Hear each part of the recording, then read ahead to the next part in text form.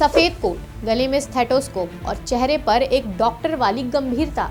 लेकिन इस चेहरे के पीछे क्या कोई खौफनाक नेटवर्क का काम कर सकता है?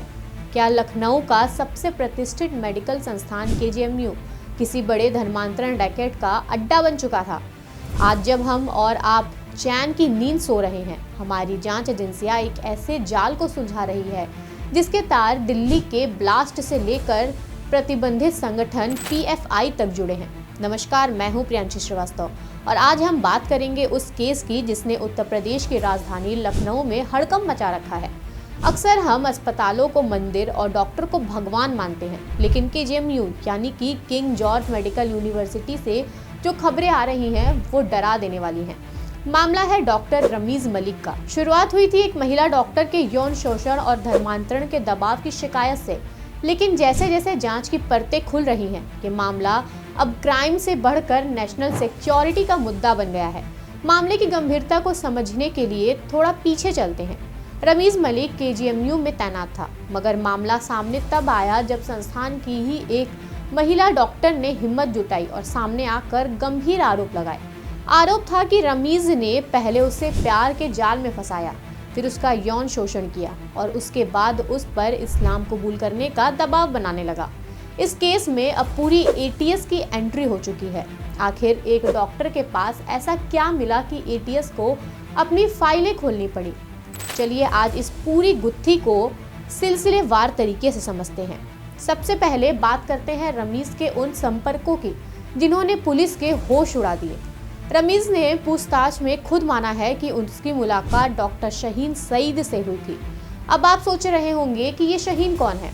शहीन सईद का नाम सुरक्षा एजेंसियों की ब्लैक लिस्ट में है। वो दिल्ली ब्लास्ट केस में गिरफ्तार हो चुकी है। इस डॉक्टर का ऐसी महिला से मिलना जो पहले ही रडार पर है, क्या ये महज इत्तेफाक हो सकता है? एटीएस को शक है कि ये मुलाकातें सिर्फ मेडिकल कॉन्फ्रेंस तक सीमित नहीं थी, ये एक गहरी साजिश का हिस्सा हो सकती हैं। पुलिस अब ये पता लगा रही है कि रमीज और शहीन के बीच जो बातचीत का सिलसिला शुरू हुआ, उसका असली मकसद क्या था। रमीज की फरारी की कहानी भी किसी प्रोफेशनल अपराधी जैसी है। जब पुलिस रमीज की तलाश कर रही थी तो मुजफ्फरनगर, सहारनपुर, मेरठ, शाहजहांपुर और दिल्ली के शाहीन बाग में छिप रहा था। इस दौरान वो कई डॉक्टरों के संपर्क में था। एटीएस अब उन डॉक्टरों की लिस्ट बना रही है जिन्होंने उसको पनाह दी। क्या वो सिर्फ दोस्ती निभा रहे थे या वो भी इसी सिंडिकेट का हिस्सा थे? इस दौरान रमीज अकेला नहीं था, उससे सिस्टम से मदद मिल रही थी। इससे ये तो साफ हो गया है कि रमीज को बचाने वाला नेटवर्क काफी स्ट्रॉन्ग है।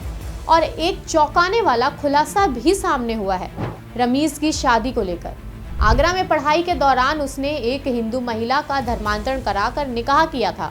ये निकाह पीलीभीत में हुआ। पुलिस अब उस काजी और उस गवाहों को ढूंढ रही है। सवाल ये है कि क्या रमीज का काम ही यही था कि मेडिकल प्रोफेशन में आने वाली लड़कियों को टारगेट करना और उनका ब्रेन वॉश करना? रमीज की गिरफ्तारी के बाद जब उसका मोबाइल फोन चेक किया गया तो कहानी और भी डरावनी हो गई। रमीज के पास 2 फोन मिले, एक बिल्कुल ब्रांड न्यू और एक पुराना फोन पूरी तरह वाइप यानी कि फॉर्मेट कर दिया गया था। लेकिन फॉरेंसिक टीम ने जब डेटा रिकवर करना शुरू किया तो उसमें पीएफआई यानी कि पॉपुलर फ्रंट ऑफ इंडिया के पदाधिकारियों के साथ लंबी चैट मिली। पीएफआई, जिसे भारत सरकार ने बैन कर रखा है, रमीज फरारी के दौरान उसी संगठन से कानूनी और आर्थिक मदद मांग रहा था। वो उनसे कानूनी सलाह लेता था। और मजे की बात तो ये है कि रमीज के पिता सलीमुद्दीन का पीएफआई से रिश्ता आज का नहीं है। सलीमुद्दीन को पीएफआई ने 2 बार सम्मानित किया है, यानी कि कट्टरपंथ की ये नर्सरी घर से ही शुरू हुई थी। रमीज ने खुद माना है कि पीएफआई के लोग केजीएमयू कैंपस के अंदर उनसे मिलने आते थे। एक सरकारी संस्थान के भीतर देश विरोधी संगठन की ये बेखौफ आवाजाही प्रशासन के नाक के नीचे हो रही थी। सोचिए, जिस कैंपस में मरीजों का इलाज होना चाहिए, वहाँ एक प्रतिबंधित संगठन की गतिविधियां चल रही थी। अब बात करते हैं उस इंटरनेशनल नेटवर्क की जो केजीएमयू के अंदर फल फूल रहा था। पुलिस की एक सीक्रेट रिपोर्ट में 2 महिला स्टाफ और एक डॉक्टर का नाम सामने आया है। आरोप है कि ये लोग रमीज के साथ मिलकर धर्मांतरण का एक व्यवस्थित रैकेट चला रहे थे। वहीं रमीज के बैंक खातों और उसकी विदेश यात्राओं की डिटेल ने एजेंसियों को उलझा कर रख दिया है। रमीज कई बार विदेश गया, एक सरकारी डॉक्टर या छात्र के पास इतने पैसे कहां से आए कि वो बार बार इंटरनेशनल ट्रिप करे?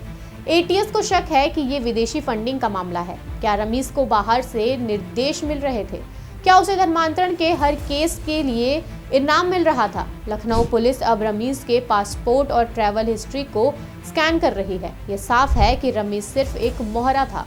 इस लव जिहाद और धर्मांतरण नेटवर्क का मास्टरमाइंड कोई और है, जो शायद सरहद के उस पार या दिल्ली के किसी कोने में बैठा हो सकता है। यही नहीं, जांच में सामने आया है कि केजीएमयू की 2 महिला स्टाफ और एक जूनियर डॉक्टर का नाम भी है, जो रमीज का दाहिना हाथ बताया जा रहा है। आरोप है कि इसी डॉक्टर के कहने पर हॉस्टल के अंदर तकरीरें करवाई जाती थी। यहाँ सबसे बड़ा सवाल केजीएमयू प्रशासन पर उठता है। सूत्रों का कहना है कि पीड़ित महिलाओं ने पहले भी कई बार प्रशासन से इसकी शिकायत की थी, लेकिन उनकी बातों को अनसुना कर दिया गया।